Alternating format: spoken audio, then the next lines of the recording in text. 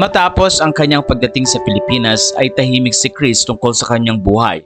Pero nito nga October 20 ay tuwang-tuwa ang mga fans sa isang update na binigay ni Kris Aquino at kung ano ang mangyayari at magkakaroon yata ng showbiz comeback. Pabiro din siyang nagsalita tungkol sa kanyang kasal. Narito ang sinabi ni Kris. I have been quiet because the truth was hard to accept. This is my new reality. First, my sincere admiration for everyone I encountered in St. Luke's Global. The fact that the fake news about me planning an outdoor wedding came out while I was confined proved how much my privacy was respected. Gusto kong manggaling sa akin para alam ninyo how much I value your concern and prayers. I had many tests done, including a PET scan. Yes, the test normally done to rule out cancer.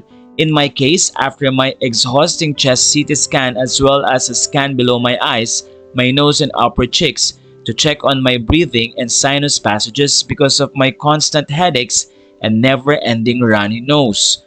It was devastating. After my PET scan, I was knocked out, bagsak from my jet lag and sedation. I could sense something was wrong because my team of doctors didn't do their normal rounds. Dagdag pa ni Kris, the next day my gastroenterologist had no choice but to tell me because I need to start my purge for my endoscopy and colonoscopy. The abdominal area, specifically my colon area, lit up. I'm normally very brave, but I broke down after my doctor left. My nurse and the SLMC nurse saw me and said they had never seen me so sad. My mom's oncologist had come in and it felt surreal. To refresh your memory, my mom was diagnosed with stage 4 cancer, 16 in March of 2008, but colon cancer was her primary. My mom's mom, my Lola Ma, also had colon cancer. I share the same blood type as my Lola Ma and my mom. Kuya Josh and Bim also have the same blood type. Ang hirap to message my sisters with my news. All 5 of us share the same blood type as our mom. Hardest was to tell Bim tulog siya in the small sofa. He woke up when my pulmonologist, she was also my mom's and my brother's, was explaining that I was definitely free from tuberculosis and early fear, but there was numerous dots, possibly scarring, in my right lung, most likely from my being a COVID long hauler from late June 2024 up to August 2024, and from my EGPA, my third of 5 diagnosed autoimmune disorder. When Dr. Divina Gracia left, I was in tears explaining to Bim what could happen.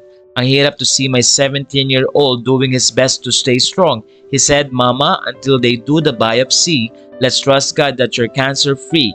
Lola will make sure you'll get through this, and if ever, Mama, it's early detection. He even jokes, I don't think Tito Noy is excited to have a reunion with you this soon because he's enjoying the peace and quiet in heaven. You do know how you can talk non-stop. It was such a yucky concoction. Pocari, Gatorade, Surelax followed by castor oil. I needed to finish everything by 10 p.m. Nothing by mouth, only my IV drip to prevent dehydration. My veins are notoriously difficult to get a line in.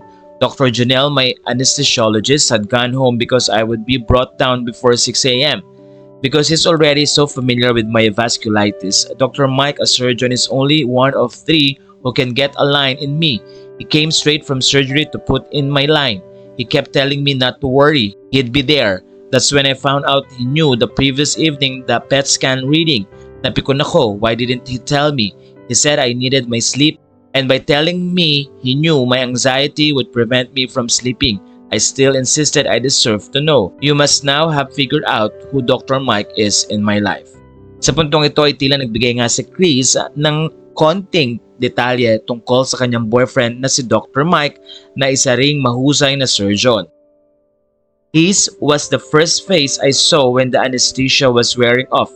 He said, looks good but you need to wait for Dr. Laya's assessment. It was 2 days later when he said, did I know I was talking in my sleep? I said, tulog nga ba? Dr. Mike and Nurse L couldn't help but laugh because I was mumbling, I want a new pink Chanel bag. Sabi niya, naka-anesthesia ka. Pink Chanel pa rin ang nasa subconscious mo. I confirmed his story with my nurse and she said, true po ma'am, okay, guilty as charged, can't deny that's so me.